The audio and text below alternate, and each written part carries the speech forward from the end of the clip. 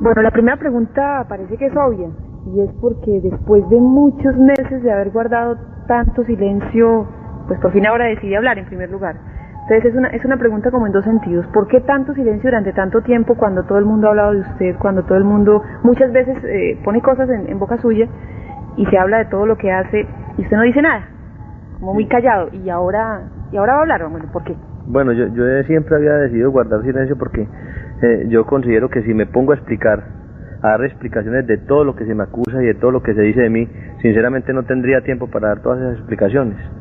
Bueno, empecemos hablando por uno de los temas más recientes en los cuales se ha visto involucrado, y es en concreto el problema de las masacres. Es tal vez una de las últimas indicaciones en las cuales aparece su nombre. ¿Qué tiene usted para decir sobre esto? Eso es lo único que me hace enfrentarme de nuevo a los micrófonos para manifestarle al pueblo de Colombia que me conoce y que me apoya, que soy ajeno a todas esas acusaciones que son tejidas por ciertos intereses que se han formado contra mi persona, pero todas las personas en el departamento de Antioquia saben que yo no tengo intereses de ninguna naturaleza en las regiones donde se han sucedido esas masacres. O sea, no tengo intereses en Urabá, no tengo intereses económicos en Córdoba y tampoco tengo intereses económicos en Puerto Boyacá. Soy ajeno a esa situación, soy inocente de esas acusaciones y repudio todo lo que se trate de masacres y asesinatos colectivos. ¿Pero de dónde considera entonces usted que vienen ese tipo de sindicaciones? Es decir, ¿tiene que haber algún origen, tiene que haber alguna razón para que termine su nombre involucrado en esto? Sí, como le digo, hay personas interesadas en hacerme daño y hay personas interesadas en enfrentarme con la izquierda. Hay personas que cuando les conviene decir que yo estoy vinculado con la izquierda no tienen ningún límite en sus palabras para expresarlo así.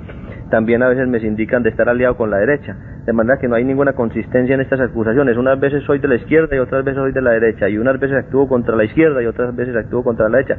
O sea que eso no tiene ningún sentido, no tiene ningún valor jurídico. ¿Y cuál es la realidad? Es decir, usted me toca un tema que yo venía pensando para más adelante. Se ha hablado de relaciones, incluso se acuñó un término ya que es de vieja data en el país, la narcoguerrilla. Pero por otro lado se dice también que hay apoyo a grupos paramilitares, etcétera, sectores de derecha. ¿O es que se está con el que más convenga, o cuál es la realidad frente a ese tipo de relaciones? No, la realidad es que yo soy una persona muy respetuosa de las ideas ajenas. O sea, yo respeto las ideas de los demás. Si yo veo que la gente de la izquierda tiene ideas que le convienen al país, yo no tengo ningún problema en apoyarlas y respaldarlas. Y si veo que la gente de la derecha también tiene ideas que le convienen al país, no tengo ningún problema en apoyarlas y respaldarlas. Pero de todas maneras yo no tengo por qué matricularme en ninguna corriente. Yo simplemente soy una persona que respeta las ideas de las demás personas.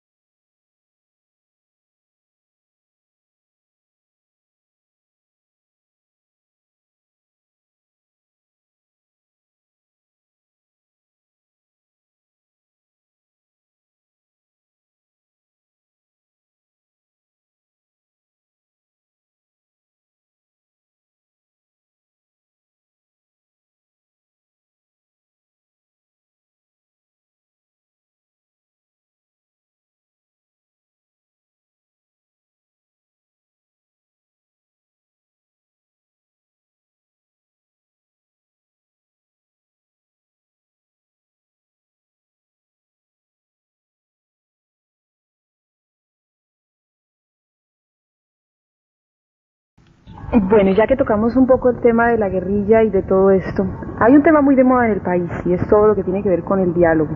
Se ha propuesto diálogo con la guerrilla, de hecho se han realizado ya algunos avances y dentro de todas estas reuniones alguien propuso que ustedes también debían entrar en ese diálogo, porque son parte del conflicto social y político y de orden público que se vive en el país. ¿Cuál es la posición que tienen en este momento, o que tiene usted personalmente, como sea, frente al diálogo, frente a la negociación? La última vez, no sé si estoy equivocada, pero la última vez que se habló de diálogo fue la reunión de Panamá, con el expresidente López y con el procurador. De allí a esa época, hasta ahora, ¿qué ha pasado? Sí, nosotros siempre hemos estado dispuestos a dialogar. Históricamente lo hemos demostrado desde el año de 1984, cuando se le propuso al gobierno nacional un diálogo que habría evitado sinceramente mucho derramamiento de sangre en el país. Es decir, todos estos conflictos de la extradición se habrían podido evitar si hubiera habido un diálogo que se propuso desde hace 4 años. Nosotros siempre hemos estado dispuestos a dialogar y yo considero personalmente que la falta de diálogo es la causa principal de la violencia en el país. Bueno, ¿y diálogo en qué condiciones? ¿Qué es la divergencia? Parece que todo el mundo está de acuerdo en que hay que dialogar, en que hay que negociar. ¿Pero en qué condiciones? Es decir, un diálogo implica que cada quien cede una parte de lo que tiene. Sí, por eso se llama diálogo, precisamente. El diálogo no puede tener condiciones, el diálogo debe ser amplio e ilimitado. ¿Qué están proponiendo ustedes? Esa vez que hablaban en Panamá habían ofrecido de pronto ofrecer algún dinero, en fin, la repatriación de capitales, etcétera, etcétera. ¿Tienen alguna propuesta en concreto que hacer ahora? No, nosotros nunca hemos ofrecido dinero. El problema nuestro es un problema de dignidad. A nuestras familias las han atropellado, ha habido represión, allanamientos, saqueos a nuestros hogares. El problema nuestro no es un problema de dinero, es un problema de dignidad. Pero la actividad que ustedes hacen es ilícita, de todas maneras. Bueno, yo personalmente no sé por qué dice usted actividades ilícitas. Pues a veces a mí se me acusa de narcotráfico, pues es una actividad que por el momento, históricamente, digámoslo así, se ha declarado ilegal. Es ilegal por el momento, pero a la larga y al futuro se va a demostrar que tiende hacia la legalización. ¿Están de acuerdo ustedes con eso? Que es otro tema de discusión ahora, por ejemplo, en los Estados Unidos y aquí mismo en el país. Ya hay algunos sectores que plantean que dentro de esa negociación, ese diálogo, se contemple la posibilidad de legalizar el consumo y el tráfico de narcóticos sin ningún problema. Sí, yo pienso que el problema de la legalización o el problema de la represión en la lucha contra el narcotráfico no es tan importante. Yo considero que es mucho más importante el problema de la educación y de la disciplina. Este es un problema más de educación y de disciplina que de legalización o de represión, porque yo digo disciplina porque pues todo lo que se hace en exceso es perjudicial para la salud, inclusive el mismo ejercicio físico puede ser dañino para la salud cuando se hace en exceso. De todo esto que usted me habla, cuando me dice respecto a la educación y todo esto, me da la impresión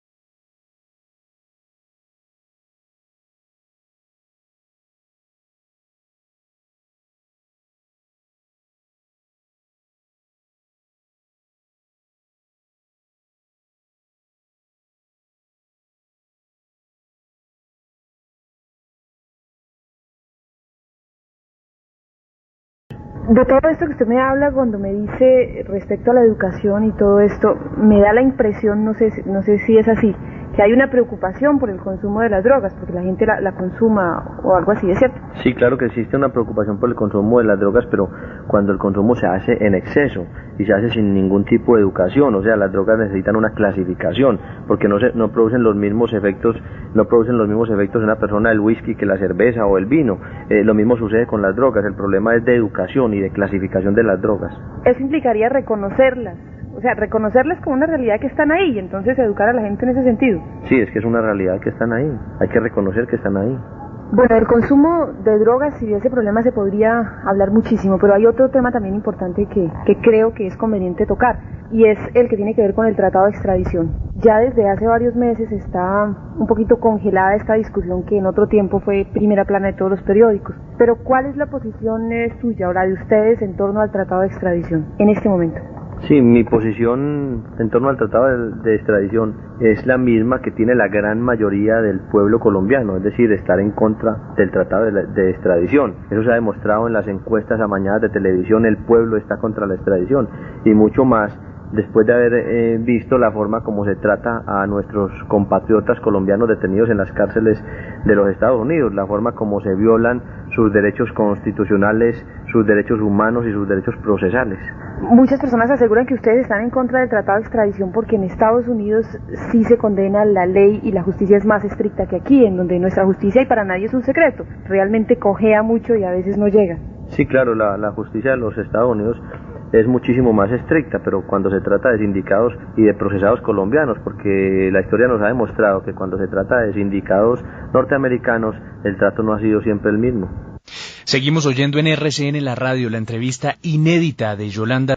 Bueno, y sigamos con otro tema que también fue noticia importante en el país en su época y que revivió en días pasados porque alguien hacía denuncias, y es el que tiene que ver con los dineros calientes, con la infiltración de este tipo de dineros en todas las actividades económicas y políticas del país. Hay muchos que dicen que aquí nadie puede tirar la primera piedra porque cada cual más o menos tiene algo que ver. ¿Qué hay de realidad sobre esto, sobre vinculaciones con sectores políticos y económicos del país? Sí, eso está claro, los dineros calientes están incluidos en todos los sectores económicos del país. Es que cuando el mismo Estado y el mismo gobierno recibe los impuestos que pagan los comerciantes de drogas prohibidas, entonces se está aceptando lo que la prensa y a veces la gente llamaría los famosos dineros calientes. Pero ¿cómo así? ¿Cuándo recibe el Estado ese dinero?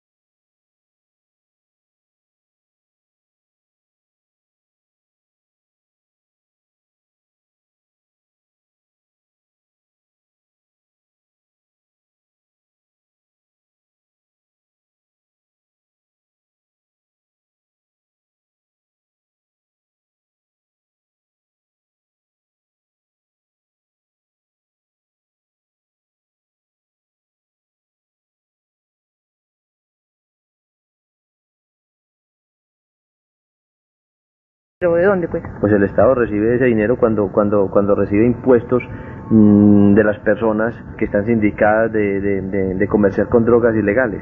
Pero precisamente esa ha sido una discusión de mucho tiempo atrás, que son dineros ilegales y que no se paga impuestos, y parte de todo el debate que hay es precisamente eso, que se legalice todo ese dinero para que haya más impuestos para el país, pero se supone que eso no es oficial. Bueno, lo que yo veo es que todas estas personas que son sindicadas públicamente de pertenecer al narcotráfico son realmente las únicas personas que están invirtiendo en el país, es decir, las únicas personas que están dando trabajo al pueblo de Colombia, mientras los demás sectores de la economía están sacando su dinero a cuentas en el extranjero. Estas otras personas están invirtiendo, están generando trabajo para el pueblo de Colombia. Y entonces es cierto que hay relaciones, que hay ciertos sectores de la economía en donde hay inversión de este tipo de dinero. Eso yo creo que es demasiado lógico. Bueno, hay otro tema que es también de moda, del cual hablan mucho los colombianos últimamente, y es el de una supuesta o una real guerra, un enfrentamiento con el llamado Cartel de Cali. Bueno, ese es un tema sobre el cual se ha especulado demasiado, y yo sinceramente no deseo tocar ese tema. Lo único que puedo decirle es que siento una gran admiración y un profundo respeto por el pueblo del Valle. Las autoridades de Medellín han dicho sobre esto incluso que la violencia en la capital antioqueña ha aumentado por este enfrentamiento, o supuesto enfrentamiento. Sí, como le digo, es que se ha especulado demasiado sobre el tema.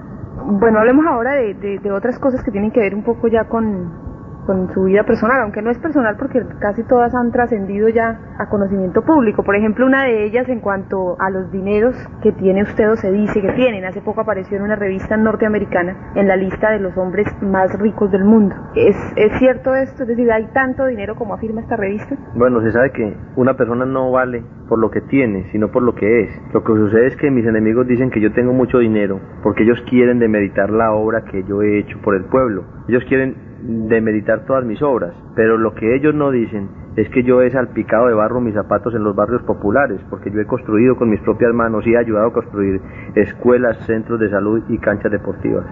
Para hacer eso se necesita tener dinero, de todas maneras, no solamente buenas intenciones. Para hacer eso yo creo que se necesita tener un poco de buena voluntad, un poco de civismo y un poco de liderazgo.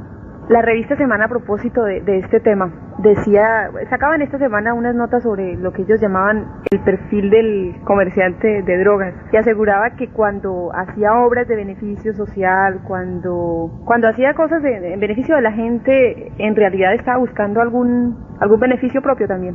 Bueno, yo pienso que una persona no puede generalizar, o sea, no se debe generalizar y no se puede decir que todas las personas de un mismo gremio piensan de la misma manera. En los gremios existen personas distintas y cada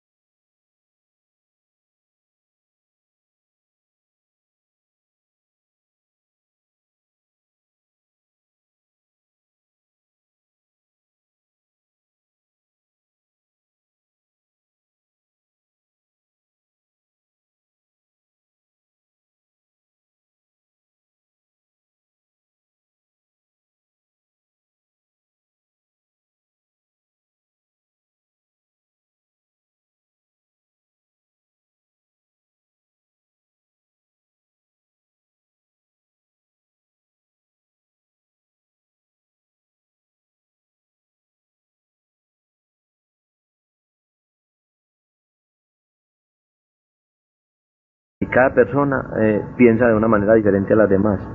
Bueno, volviendo al tema de la revista, se puede tener mucho o poco dinero o lo que sea, pero de todas maneras eso no hace la tranquilidad ni la vida calmada de la gente. Se lleva mucho tiempo viviendo clandestino prácticamente, sin posibilidades de estar tranquilo en la vida pública. ¿Cómo es vivir en esas condiciones? ¿Usted añora volver, por ejemplo, al Parlamento, al Congreso, poder hacer otras cosas que ahora no hace, que hace mucho tiempo no hace? Mire, yo tengo 38 años de edad, 28 años fui pobre y me transporté en buses. De esos últimos 10 años que restan, 5 años he estado en la clandestinidad y los otros 5 años los dediqué todos los fines de semana al servicio del pueblo. Yo he sido un hombre que me considero feliz, siempre he estado contento, siempre he estado optimista, siempre he tenido fe en la vida, porque yo pienso que los momentos difíciles siempre aportan la experiencia y es lo más grande que pueda tener una persona en la vida, su experiencia. Son las 7 de la mañana, 24 minutos. Esta es la entrevista.